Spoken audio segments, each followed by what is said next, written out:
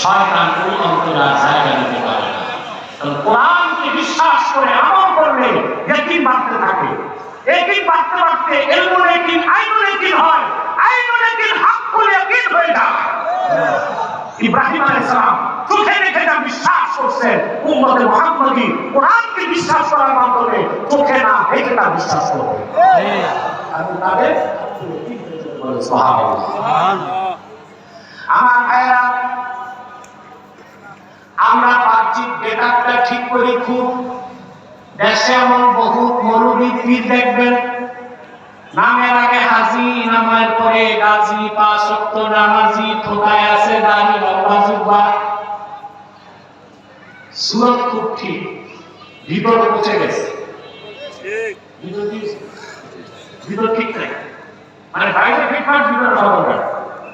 সুরত ঠিক করছে, সিরাত ঠিক নাই, বাকি খুব সাজাইছে, ওই ডেকোরেটেড, হেঁটে গেলে মনে হয় জমানা কুতুব ফেটে যাচ্ছে। ভিতরে আকীদা গলদ, আমল গলদ, চরিত্র খারাপ, সুদের সাথে জড়িত, ঘুষের সাথে জড়িত, হিংসা, বিদ্বেষ, পরশ্রী, কাতরতা গোটা অন্তরটাকে দখল করে রেখেছে, এক ফোঁটা দূর নাই। এটা ঠিক করো, এটা ঠিক হয় ইমান আর ইয়াকিনে। ইমান এটা আসল শক্তি, মুমিনের শক্তি কই? সিনায় সিনায়। পশুর শক্তি দেহে, মানুষের শক্তি দেহ এবং মাথায়, মুমিনের শক্তি ৩ জায়গায়, দেহে, মাথায়, সিনায়। কোনটা বিজয় লাভ করে? দেহের শক্তি না মাথার শক্তি? দেহের শক্তির উপর বিজয় লাভ করে মাথার শক্তি, মাথার শক্তির উপর বিজয় লাভ করে সিনার শক্তি।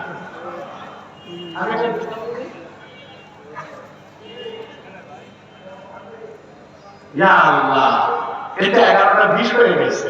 আমার ঘড়ি নাই, আপনার একটা আওয়াজ তো দিবেন ভাই।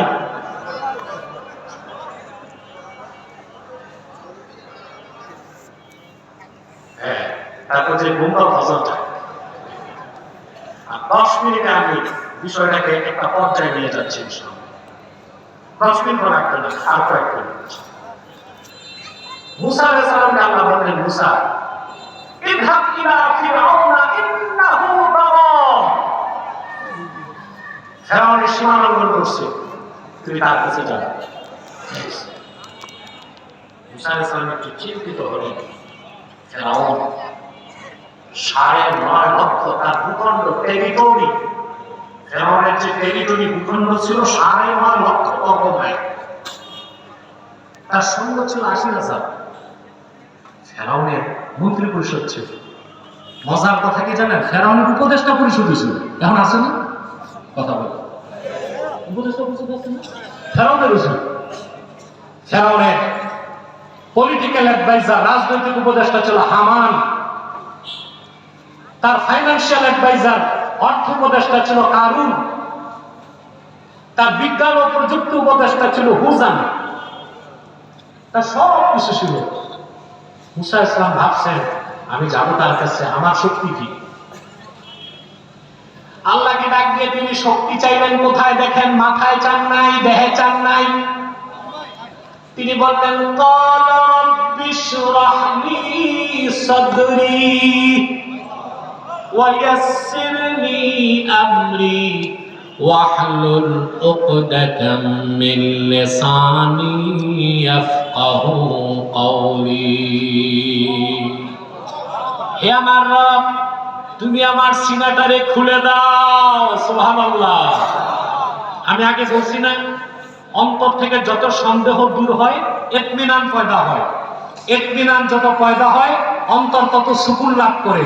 অন্তর যত প্রশান্ত হয়, সিনায় তত সাহস আসে। সুবহানাল্লাহ। মুসা আলাইহিস বললেন, মাথায় শক্তি চান নাই, দেহের শক্তি চান নাই, সৈন্য সাধারণকেও চান নাই, এগুলো জোগাড় করতে টাইম লাগবে না।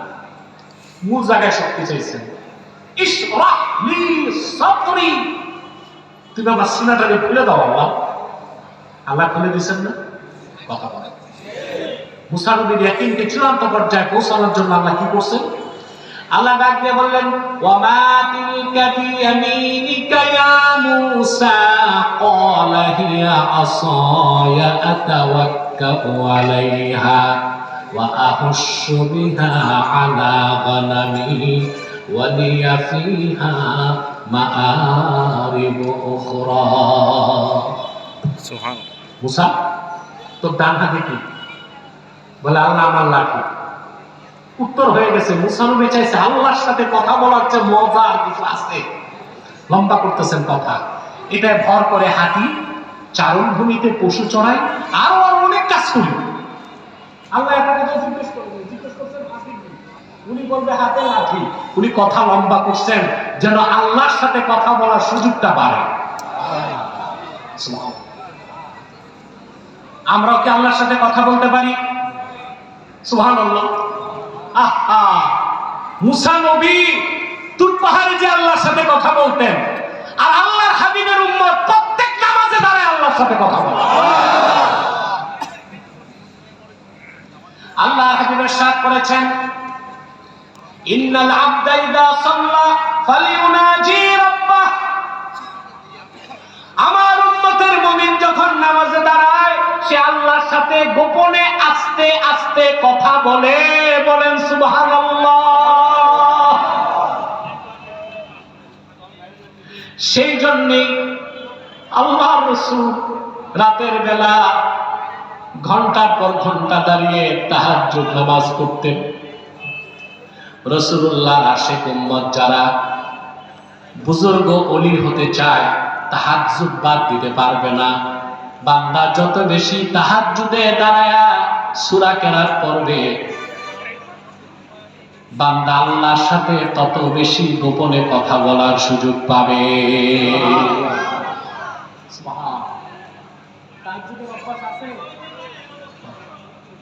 আছে যুবকরা ভাবতেছে ফরজ নামাজ যেটুকু হইল তাহাজ্জুদ আদার কথা এই দুনিয়ায় কোন একজন মানুষ সফল হয় নাই তাহাজ্জুদ নামাজ ছাড়া পড়বেন তো ইনশাআল্লাহ আপনি যতক্ষণ ঈমানের সাথে দাঁড়ায় নামাজে তেলাওয়াত করবেন আল্লাহর সাথে কথা বলতে থাকবেন আল্লাহ আপনার কথা শুনবেন আল্লাহটা আপনি শুনবেন না সুবহানাল্লাহ বলবেন আল্লাহ বললেন قال القها يا موسى فالقاها فاذا هي حيه تسعى মুসা তো লাঠিটা ফেলে দে তিনি ফেলে দিলেন আল্লাহ হুকুমে লাঠিটা দ্রুত ধাবমানশীল অজগর হয়ে দৌড়াতে লাগলো মুসা নবী ভাবেন নাই আমার লাঠি সাপ হয়েছে কি নিয়ে হাঁটছি এতক্ষণ উনি এক পাও আগান তো দুই পাও পিছান আল্লাহ ডেকে বললেন খুযহা ওয়ালা তাখাফ সানুঈদুহা সিরাতাহাল উলা ধর ভয় পাইস না তুই ধরলেই আমি আল্লাহ তোর লাঠি দিয়ে আবার সাপ থেকে লাঠি বানাই দিই